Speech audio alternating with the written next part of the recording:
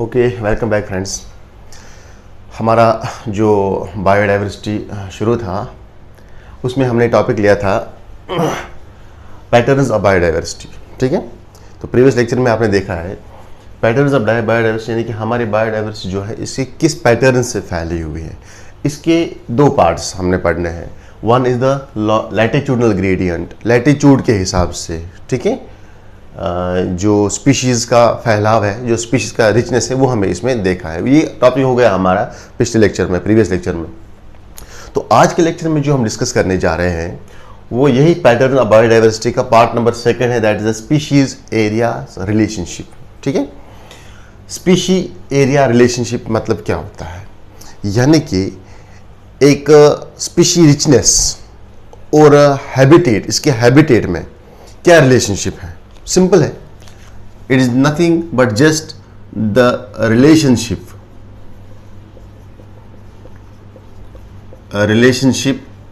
Between किस किस के बीच में, the species richness means species diversity and it is area between species richness, या आप बोल सकते हो रिचनेस मीन्स डाइवर्सिटी, और किसके बीच में, एंड इट्स एरिया। एरिया अगर हम नाम देंगे तो हैबिटेट, जहां पे ये ऑर्गेनिज्म, जहां पे ये स्पीशीज को फाउंड किया जा रहा है। ठीक है, तो सिंपली स्पीशीज एरिया रिलेशनशिप ये हमें बताता है कि स्पीशी रिचनेस का क्या होता है, what will happen with the species richness, what will happen with the species diversity. Species की डाइवर्सिटी के साथ क्या होगा अगर हम area of research, area of research means होता है जिस एरिया में ये स्पीशीज रहता है, यानी कि इसका इकोसिस्टम, इस स्पीशीज का हैबिटेट, उस हैबिटेट को अगर हम बढ़ाएंगे, उस एरिया को अगर हम बढ़ाएंगे या उस एरिया को अगर हम घटाएंगे, साइज में कम करेंगे, what will happen with the species richness, species diversity, species के नंबर के साथ क्या होगा, क्या ये स्पीशी का नंबर बढ़ेगा या कम होगा, ये हमें बताता है इस क्वेश्चन के इस पार्ट में। ठीक है, तो सिंपली हम बोल सकते हैं what will happen with the species diversity. Species diversity का क्या होगा, species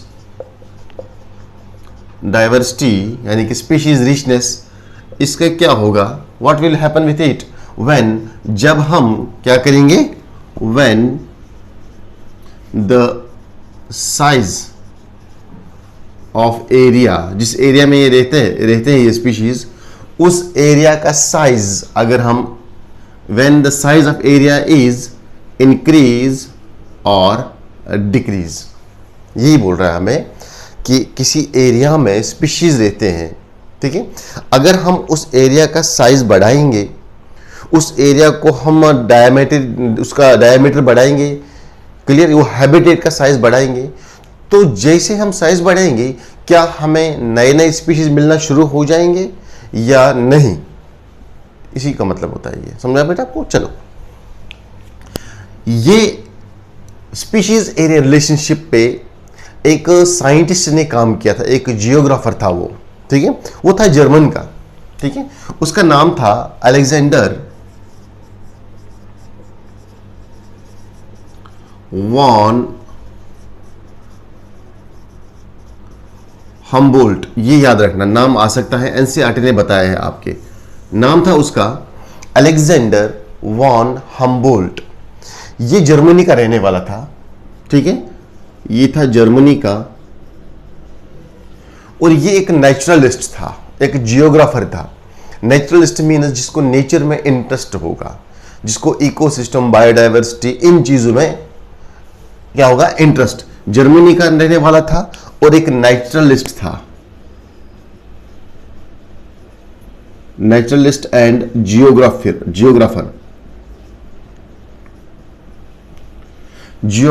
Jio means study of earth, earth के स्टडी में, हैबिटेट्स में, इसकी स्टडी में क्या रखता है, ये इंटरेस्ट रखता है, इनको बोलते हैं जियोग्राफर। तो अलेक्जेंडर वॉन हम्बोल्ट ने क्या बोला, इसने रिसर्च किया इसने रिसर्च किया अमेरिका, साउथ अमेरिकन के फॉरेस्ट्स में, जंगल्स में, ठीक है। Research on done research in forests of South America. ये चीज याद रखना। नाम क्या था उसका? Alexander von Humboldt. कहां का रहने वाला था? जर्मनी का। कौन था वो? एक नेचुरलिस्ट एंड जियोग्राफर था। किन पे रिसर्च किया इसने? फॉरेस्ट ऑफ साउथ अमेरिका, ठीक है, शाबाश। तो इसने बोला, जब इसने रिसर्च किया तो इसने अपने रिसर्च का ये एक कंक्लूजन निकाला, एक रिजल्ट निकाला। तो रिसर्च में इसने क्या किया? रिसर्च में इसने यही चीज देखा कि what is the relationship between the species and it's area. क्या रिलेशनशिप है एक स्पीशी के साइज में, एक स्पीशीज जो है इनकी डाइवर्सिटीज में, इनके नंबर में क्या रिलेशन है विद इट्स हैबिटेट, इस हैबिटेट के एरिया के साथ क्या रिलेशनशिप है। तो इसने बोला अपने रिसर्च का जो इसने कंक्लूजन निकाला, तो इसने उसमें बोला कि अगर एक हैबिटेट का साइज इतना है, मान लो ये हैबिटेट का साइज है, इसका साइज मान लो ये ए है यहां तक के, तो इसमें फॉर एग्जांपल 5 स्पीशीज रहती है। मैं आपको समझाऊंगा पहले। चलो पहले मैं उसका स्टेटमेंट बताता आपको। इसने क्या बोला? इसने बोला कि जैसे ही हम एरिया बढ़ाते हैं हैबिटेट का, जैसे ही हम हैबिटेट का एरिया बढ़ाते हैं तो स्पीशीज की डाइवर्सिटी बढ़ जाती है। क्या बोला इसने? जैसे ही हम किसी एरिया का, किसी हैबिटेट का, किसी इकोसिस्टम का एरिया बढ़ाते हैं साइज में, साइज बढ़ाते हैं एरिया में, ठीक है, उसका साइज बढ़ाते हैं उसके एरिया के हिसाब से, तो जो उसके अंदर स्पीशीज रिचनेस होती है वो बढ़ जाती है। यानी कि new species are find in the very larger habitat but at a certain limit. किसी लिमिट तक ये महदूद है, ठीक है। अलेक्जेंडर वॉन हॉफ ने क्या बोला? इसने बोला simply species richness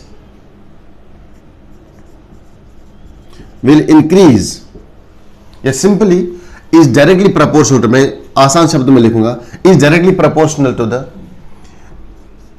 area of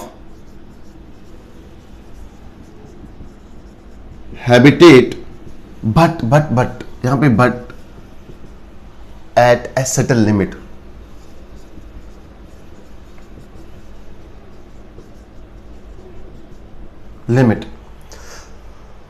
अब आओ एग्जाम्पल पे। ये जो इसने स्टेटमेंट बताया है इसको ध्यान से सुनना। इसमें ये एक पॉइंट है बस, बाकी कुछ भी नहीं है। Species richness is directly proportional to the area of habitat. इसका मतलब ये होता है कि अगर मैं एरिया बढ़ाऊंगा, अगर मैं एरिया बढ़ाऊंगा यानी कि हैबिटेट का साइज बढ़ा दूंगा, साइज में एरिया में हैबिटेट का साइज बढ़ा दूंगा एरिया में, it will increase species richness. Species richness जो है वो बढ़ जाएंगे। या अगर मैं एरिया जो है वो कम कर दूंगा, हैबिटेट का एरिया कम कर दूंगा, तो स्पीशीज की जो रिचनेस है, स्पीशीज की जो रिचनेस है, स्पीशीज की जो डाइवर्सिटी है वो भी कम हो जाएगी। इसका मतलब यही होता है species richness is directly proportional to the area of habitat. Habitat का एरिया बढ़ाओ स्पीशीज बढ़ेंगे, हैबिटेट का एरिया बढ़ाओ स्पीशीज घटेंगे, but at a certain limit. इसमें ये पॉइंट है, कुछ सर्टेन लिमिट तक। ऐसा नहीं है कि आप एरिया बढ़ाओगे तो स्पीशीज और ज्यादा बढ़ेंगे, ठीक है, किसी लिमिट तक बढ़ेंगे, लेकिन उसके बाद आप एरिया कितना भी बढ़ाओ स्पीशीज रिचनेस लिमिटेड रहेंगे, और अगर बढ़ेंगे भी तो बहुत ही कम बढ़ेंगे, ठीक है। एरिया इंक्रीज, ठीक है, species richness will increase in the habitat of the area but at a certain limit, at certain limit। ये लिमिट तक की स्पीशीज बढ़ेंगे, ठीक है। तो इसका मतलब ये है। अब एग्जांपल पे आ जाओ। देखो ये कोई हैबिटेट है, इसका साइज ए है, इसमें 5 स्पीशीज है, इसका साइज हमने बढ़ा दिया, ये साइज हमने बढ़ा दिया, ये साइज ए था, अब मैंने ए से साइज बी कर दिया, ये सेंटर है, मतलब मैंने साइज बढ़ा दिया, मैंने ए से साइज बढ़ाया बी तक के, ध्यान से सुनना, मैंने ए से साइज बढ़ाया बी तक के, इसमें अगर 5 स्पीशीज थे ये साइज के हैबिटेट में, तो अब मैंने साइज बढ़ाया तो मुझे नई नई स्पीशीज मिलने शुरू हो गई, स्पीशीज का नंबर 10। यहां पे for example cow, goat, sheep, dog मिलने आपको मिल रहा था। जैसे आपने साइज बढ़ा दिया, आप दूसरे एरिया में चले गए तो आपको बर्ड्स मिलना शुरू हो गए, आपको बैट मिलना शुरू हो गया, क्लियर, आपने एंट्स देखे, आपने कुछ इंसेक्ट्स देखे, तो इस तरह से न्यू स्पीशीज का डिस्कवरी होना, दैट मीन्स स्पीशीज का बढ़ना, स्पीशी रिचनेस इसको हम बोलते हैं, ठीक है। तो फिर इसने बोला ये साइज मैंने कर दिया, सी से ए से बी कर दिया तो स्पीशी बढ़ गई, बी से अब मैं इसको सी करता हूं, द साइज फर्दर इंक्रीजेज, ये साइज मैंने बी से सी किया, इंक्रीज किया, तो स्पीशी डाइवर्सिटी मुझे 10 से 20 हो गई, यानी कि मुझे स्पीशी और बढ़ गए, स्पीशीज रिचनेस और बढ़ गई, स्पीशी की डाइवर्सिटी बढ़ गई, नए नए स्पीशी मिलना शुरू हो गई जब मैंने सी से बी से सी कर दिया। फिर इसने बोला कि अगर इसी साइज को हम सी से डी कर देंगे और ज्यादा इंक्रीज बढ़ाएंगे साइज सी से डी,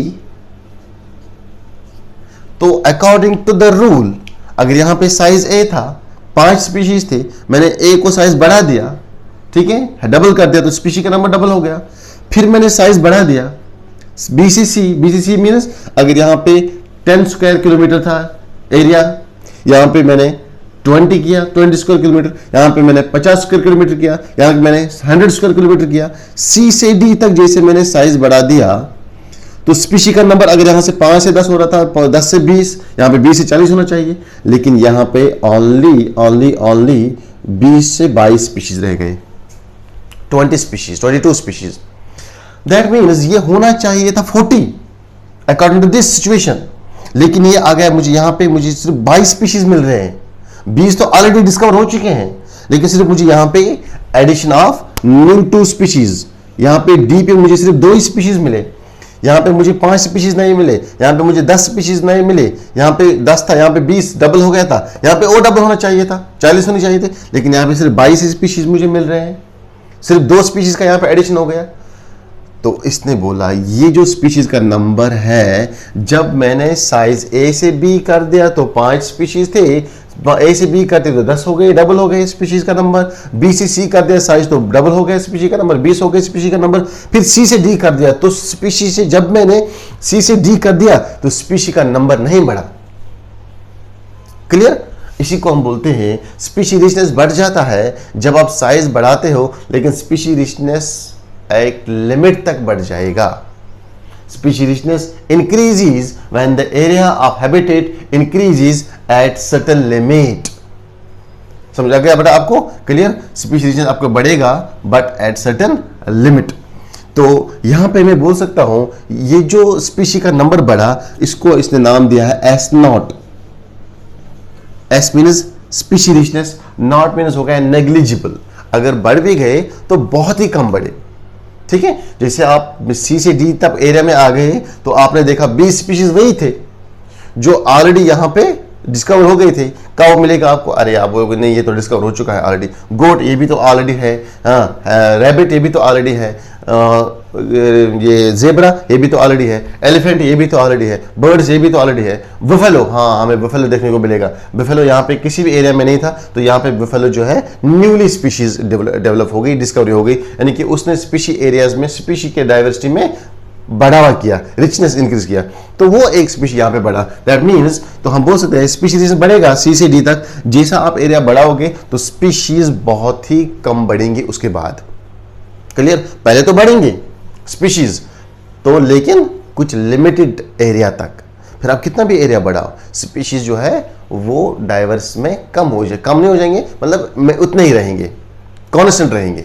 सही बात है, यहां तक समझ आ गया बेटा आपको, क्लियर हुआ बेटा पॉइंट, शाबाश। स्क्रीनशॉट ले लो इसका जल्दी से।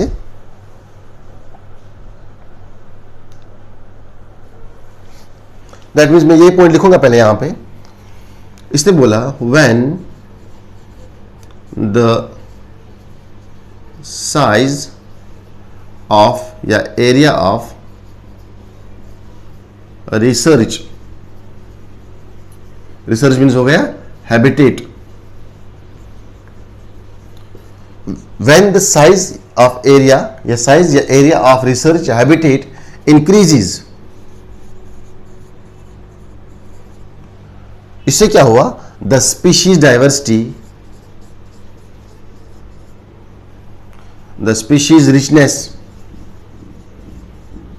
also increases, वो भी बढ़ जाएगा। बट यहां पे पॉइंट है, but to a certain limit, एक लिमिट तक ही बढ़ेगा।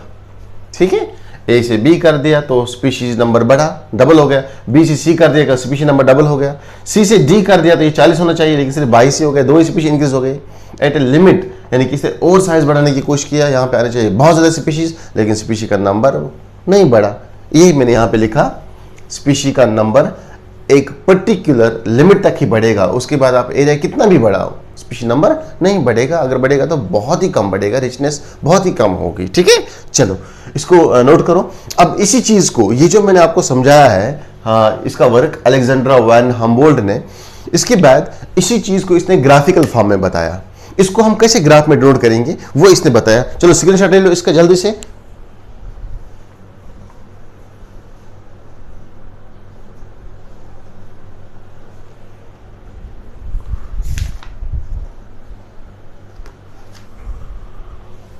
चलो मैं इसको रब करता हूं और इसी चीज को मैं ग्राफ में शो करने की कोशिश करूंगा।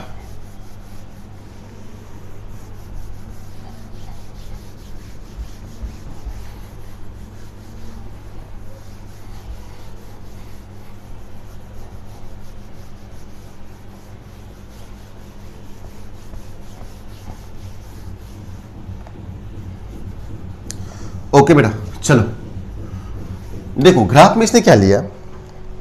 ग्राफ में 2 एक्सिस है, ये ग्राफ है हमारा। Okay, this is your X axis and this is your Y axis. ठीक है, this is your zero line, 0 point.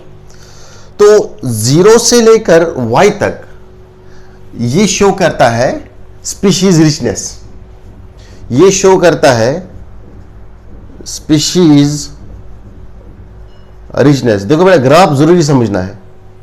जब तक आपको ग्राफ समझ नहीं आएगा तो आप अगर कोई भी क्वेश्चन यहां से आएगा तो उसको आप सॉल्व नहीं कर पाओगे तब तक की। तो y एक्सिस पे क्या लिया इसने, y एक्सिस पे लिया इसने एरिया। जैसे हम 0 से x तक जाते हैं तो एरिया जो है वो बढ़ जाता है, एरिया ऑफ हैबिटेट ये इंक्रीज होता जा रहा है।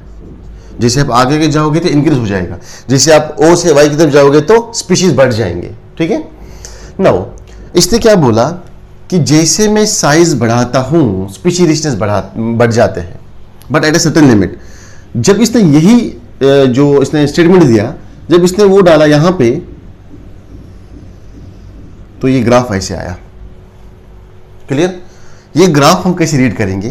फॉर एग्जाम्पल मैं यहां पे लूंगा 0 से 5 स्पीशीज थे, 5 से 10 हो गए स्पीशीज, स्पीशीज का नंबर 10 से 20, 20 से 30, 30 से 40, 40 से 50, इस तरह से। ठीक है, चलो तो इसने बोला कि ये एरिया है, मान लो फॉर एग्जाम्पल जो मैंने डायग्राम बनाया वही एरिया यहां पे लेंगे हम। ए से बी, बी से सी, सी से डी, डी से ई, ई से एफ, ये मैंने साइज बढ़ाया। जैसे मैं ओ से आता हूं एक्स की तरफ तो ये साइज बढ़ जाता है, ओ से जाता हूं वाई की तरफ तो स्पीशीज रिचनेस बढ़ जाती है। तो यहां पे देखो फॉर एग्जाम्पल स्पीशीज का नंबर 5 था, स्पीशीज का नंबर 5 था जब एरिया ए था, ए एरिया पे। अब मैंने एरिया को बी कर दिया, फॉर एग्जाम्पल ये बढ़ गया बहुत, तो स्पीशीज नंबर इतना हो गया, मैंने एरिया बढ़ा दिया, मैंने फिर से एरिया बढ़ा दिया, बी से सी कर दिया, तो स्पीशीज और ज्यादा बढ़ गए। ठीक है, मैंने इसको मैं इससे लेता हूं, ठीक है, मैंने सी से डी कर दिया एरिया, देखो एरिया सी से डी डबल कर दिया मैंने। अब देखो स्पीशीज रिचनेस कितना हुआ, यहां पे डबल डबल स्पीशीज बढ़ रहा था, अब यहां पे स्पीशीज का नंबर बढ़ना कम हो गया। फिर मैंने डी से ई कर दिया एरिया, ये बनना चाहिए 40 से 60, तो ये इतना ही रह गया देखो। फिर ई से डी से ई से एफ, ये देखो या बढ़ेगा कम, बहुत कम बढ़ेगा। यहां पे देखो कितना बढ़ रहा था, कितना बढ़ रहा था साइज इंक्रीज करने से, अब देखो बहुत ही कम बढ़ रहा है। जब आपने साइज बढ़ा दिया, साइज आप उतना भी अभी भी बढ़ाते हो, लेकिन ये स्पीशीज रिचनेस कम कम होता जा रहा है। लेकिन कुछ लिमिट तक ही, इसका मतलब है कुछ लिमिट तक ही, डी तक ही आपका स्पीशीज रिचनेस बढ़ा, उसके बाद साइज कितना भी बढ़ाओ, कितना भी साइज बढ़ाओ, ये स्पीशीज रिचनेस ऊपर होना चाहिए, लेकिन ये ऊपर जाता नहीं है। क्लियर? शाबाश। देखो ये पॉइंट, यहां पे स्पीशीज कांस्टेंट है, यहां पे स्पीशीज का नंबर कांस्टेंट है, यहां पे स्पीशीज का नंबर कांस्टेंट है, ये देखो स्पीशीज का नंबर, ये स्पीशीज का नंबर, ये स्पीशीज का नंबर था। ठीक है, नाउ ये जो ग्राफ है, इस ग्राफ को इसने, ये शेप, इस ग्राफ की शेप क्या है? हाइपरबोला ग्राफ है, सही है ना? इसको इसने नाम दिया, दिस इज रेक्टेंगुलर हाइपरबोला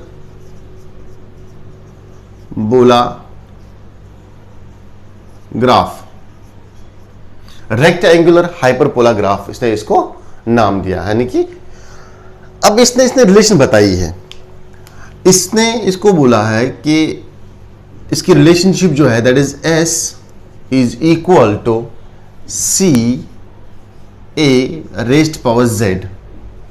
ठीक है, जो इसने अपना स्टेटमेंट दिया था कि अगर हम एरिया बढ़ाएंगे कुछ सर्टेन लिमिट तक ही स्पीशीज की डाइवर्सिटी बढ़ जाती है, उसके बाद एरिया कितना भी बढ़ाओ वो स्पीशीज रिचनेस ज्यादा नहीं बढ़ने वाली। तो ये इसने एक रिलेशनशिप में ये बात बोली, एक ग्राफिकल रिप्रेजेंटेशन में ये बात इसने बोली, और इस ग्राफिकल का इसने ये रिलेशनशिप निकाला, S is equal to C ए का रेस्ट पावर जेड। अब हमें ये चीजें मालूम होनी चाहिए, व्हाट एस इज, एस क्या है?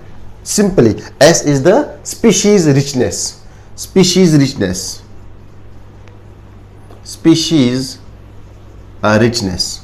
सी क्या है? ध्यान से सुनना, C is known as Y intercept.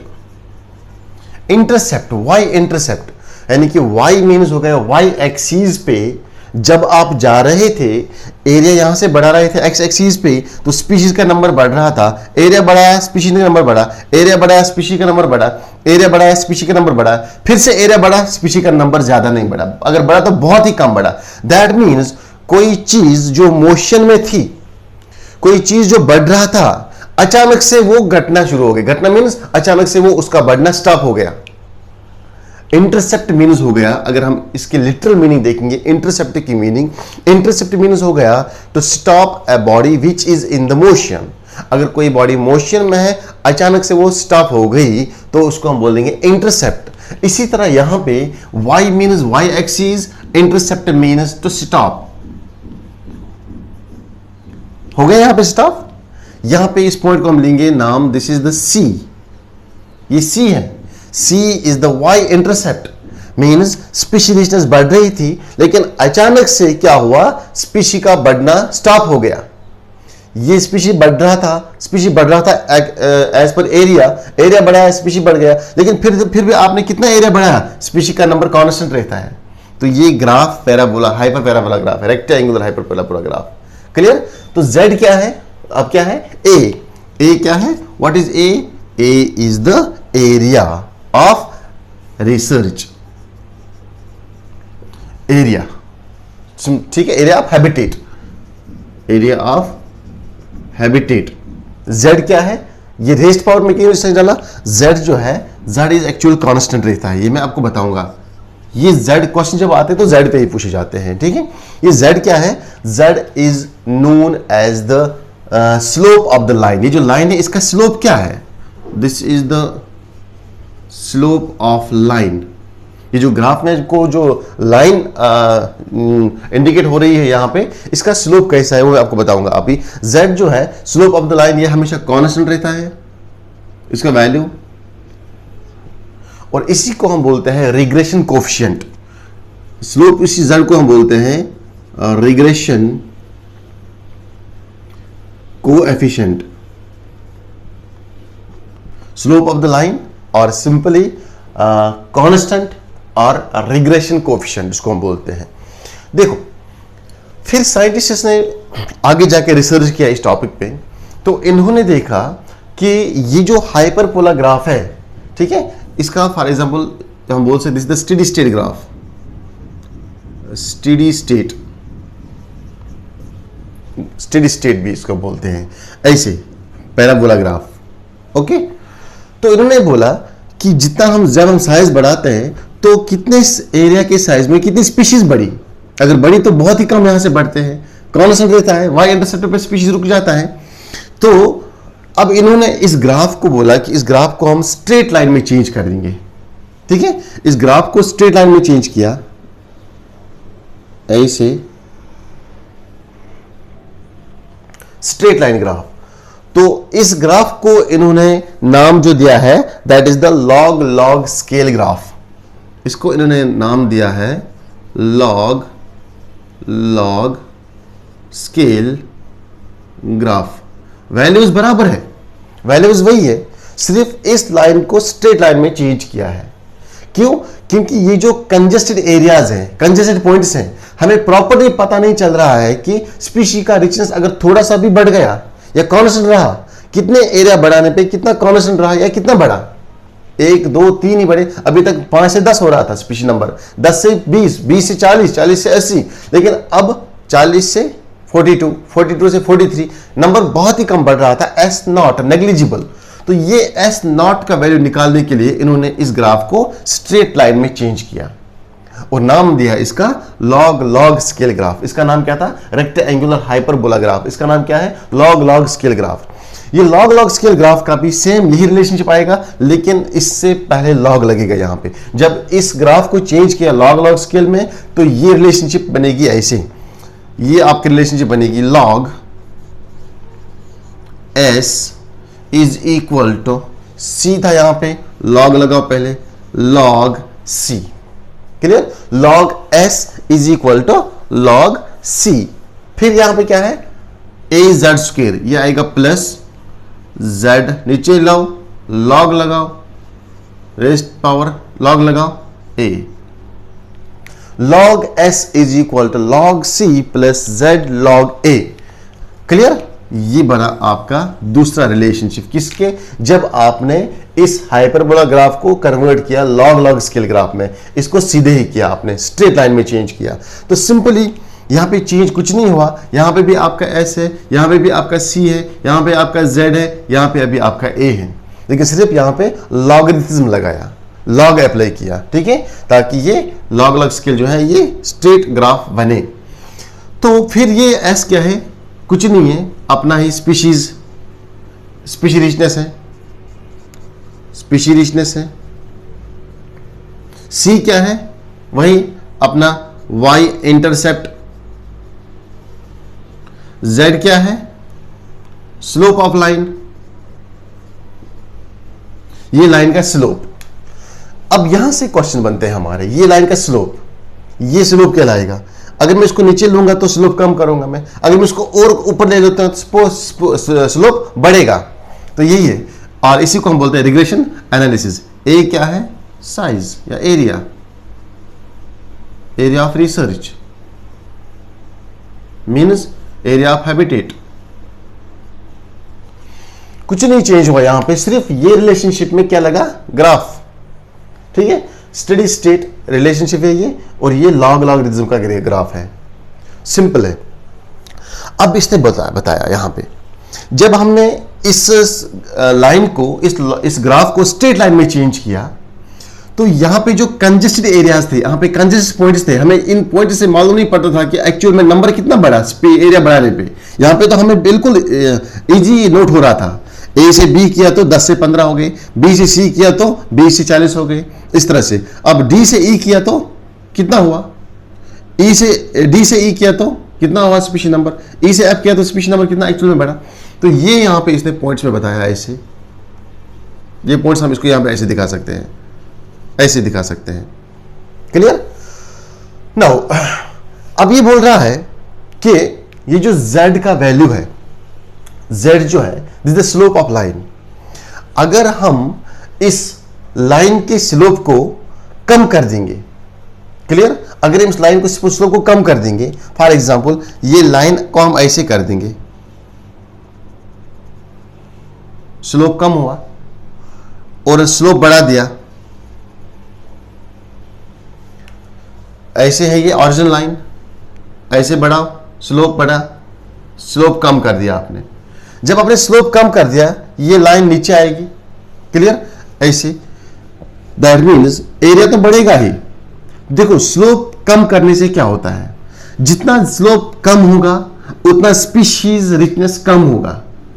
जितना इस जेड लाइन का स्लोप ज्यादा होगा, इसको हम बोलते हैं स्टेडी स्लोप, जितना इस जेड लाइन का स्लोप ज्यादा होगा दैट मीन्स कम एरिया में ज्यादा स्पीशीज बढ़ जाते हैं। देखो यहां पे एक एग्जांपल बताऊंगा मैं आपको। ये मैंने एरिया किया बी से सी, एरिया किया बी से सी, स्पीशी का नंबर ये था, ये स्पीशी का नंबर है फॉर एग्जांपल 35 यहां पे, क्लियर। फिर अगर हम इस वाले ग्राफ में देखेंगे, जब मैंने इसका स्लोप कम कर दिया, जेड लाइन का स्लोप कम कर दिया, तो जेड लाइन का स्लोप अगर कम होगा तो ये क्या इंडिकेट करता है, ये देखो यहां पे ये पॉइंट अगर मैं ऐसे करूंगा, ऐसे लूंगा, ये पॉइंट यहां पे, यहां पे, यहां पे, ये पॉइंट यहां पे आएगा, मुझे ऐसे स्लोप कम कर दो, कम कर दो, कम, ये पॉइंट मुझे यहां पे आएगा, ये पॉइंट आपको यहां पे दिखेगा, फिर यही पॉइंट ऐसे होगा, स्लोप कम कर दिया आपने, स्लोप कम कर दिया आपने, ये पॉइंट आपको यहां पे मिलेगा।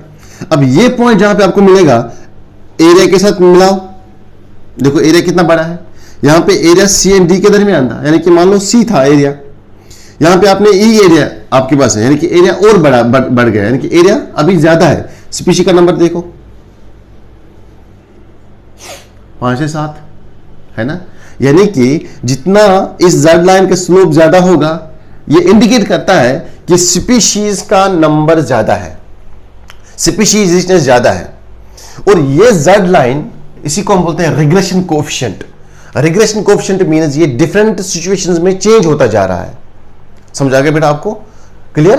तो यही है, देखो यहां पे स्पीशी का नंबर 30 था, एरिया सी था, यहां पे सी से ई एरिया बढ़ गया, यहां पे सी से ई एरिया बढ़ गया, अब ये देखो स्पीशी का नंबर 7 है, यानी कि कम है। जितना जेड लाइन का, मैं बार बार बोल रहा हूं, जितना जेड लाइन का स्लोप कम होगा तो it indicates the less number of species. Okay बेटा, क्लियर हुआ पॉइंट या नहीं? सिंपल है। अब इसने कुछ वैल्यूज बताए हैं जेड लाइन के, मैं पहले ये पॉइंट लिखूंगा, ठीक है। इसको हम बोलते हैं स्टीपिंग स्लोप। क्या बोलते हैं इसको हम? स्टीपी स्लोप। तुम्हारे एनसीईआरटी ने लिखा है स्टीपी स्लोप।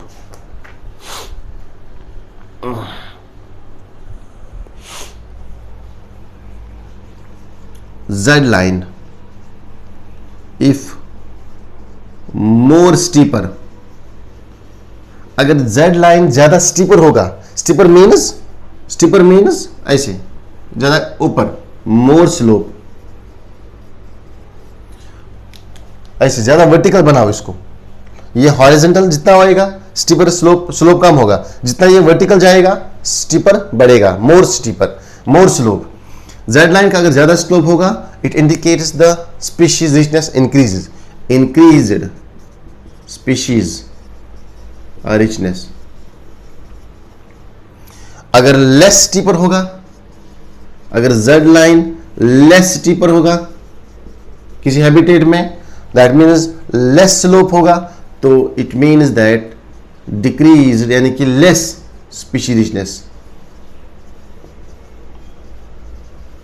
वो एरिया स्पीशी रिचनेस उसमें कम होंगे, ठीक है, that area will be less in the species richness. Clear हो मेरा पॉइंट? शाबाश। अब कुछ वैल्यूज दिए हैं इसने, तुम्हारी एनसीईआरटी ने कुछ वैल्यूज दिए हैं इस जेड लाइन को लेके।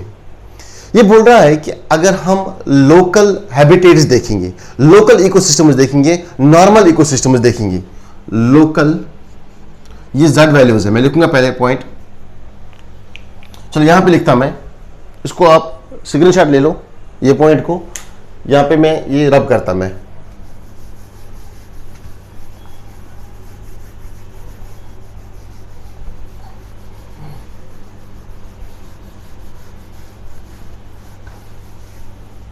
देखो कुछ वैल्यूज दिए हैं एनसीईआरटी ने, वो जरूरी याद रखने हैं आपको, ठीक है। Values of Z in different habitats, values of Z in different habitats. First value इसने बताया है कि अगर हम लोकल एरियाज देखेंगे, ठीक है, लोकल इकोसिस्टम्स या नॉर्मल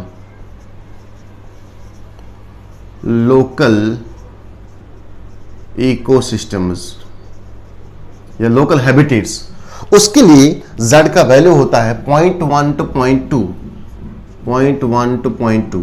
अब ये कैसे कैलकुलेट किया, ये 0.1 to 0.2, यहां पे आपको ये चीजें समझने की कोशिश नहीं करनी है, आगे जाके क्लासेस में आपको यही पढ़ाया जाएगा हायर स्टडीज में। तो यहां पे ये 0.1 to 0.2 कैसे इसने कैलकुलेट किया, ये आपको यहां पे जानने की जरूरत नहीं है, सिर्फ आपको यहां पे याद रखने हैं कुछ चीजें।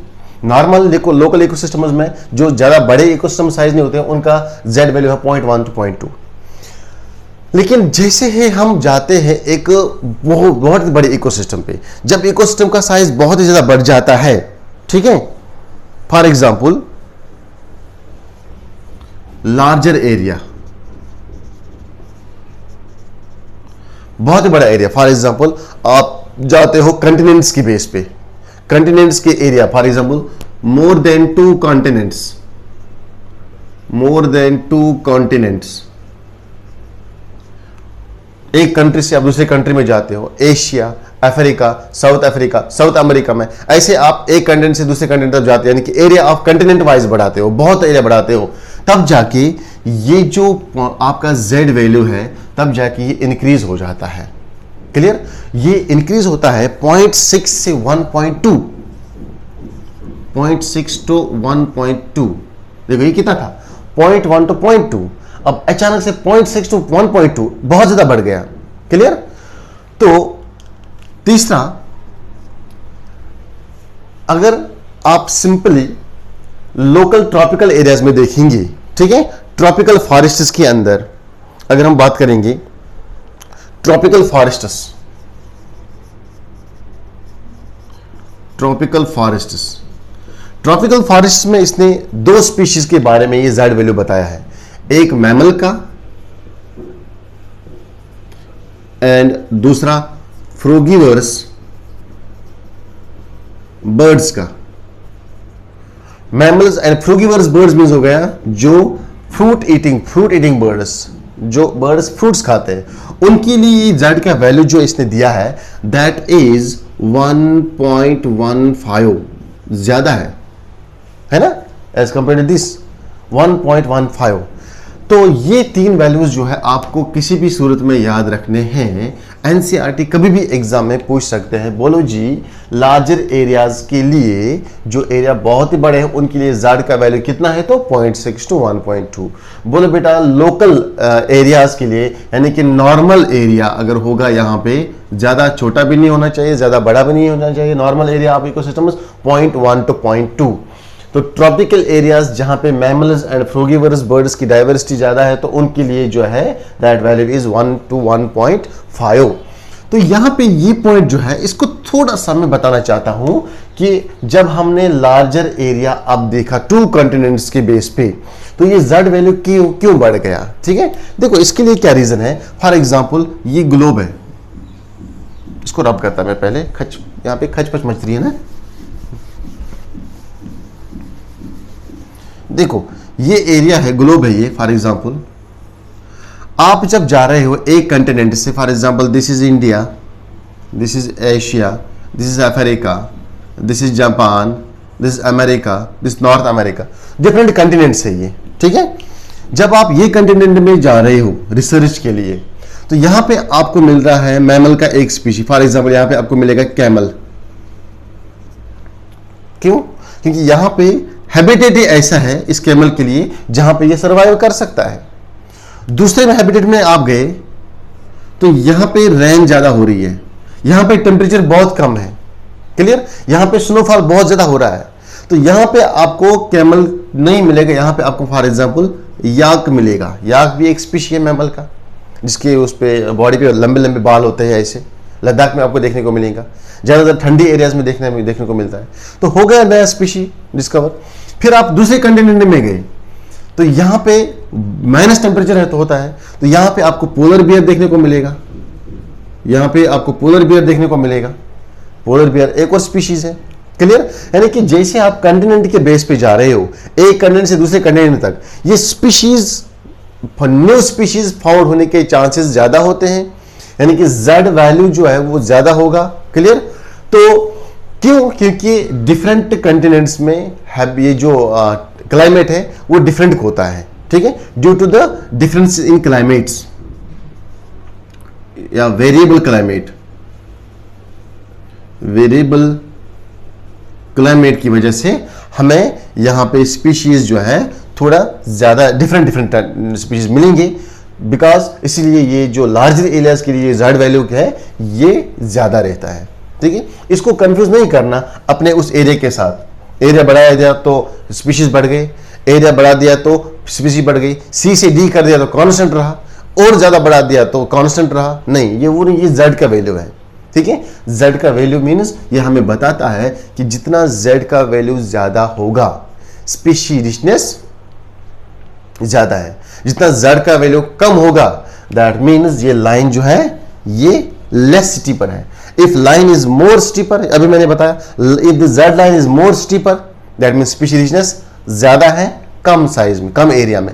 इफ द स्टीपर लाइन, जो Z का वैल्यू है, Z की लाइन है, अगर इसका स्लोप जो है वो कम स्टीपर होगा, लो स्लोप कम होगा, दैट मीन्स ज्यादा एरिया में कम स्पीशीज देखने को मिलते हैं। समझा गया बेटा आपको? So this was all about the species area relationship, clear. तो नेक्स्ट में हम लेंगे, इसके बाद कौन सा टॉपिक होगा इस बायोडाइवर्सिटी का, वो हम नेक्स्ट लेक्चर में देखेंगे। कोई डाउट होगा तो मुझे आप कमेंट सेक्शन में पूछिएगा। Okay, bye.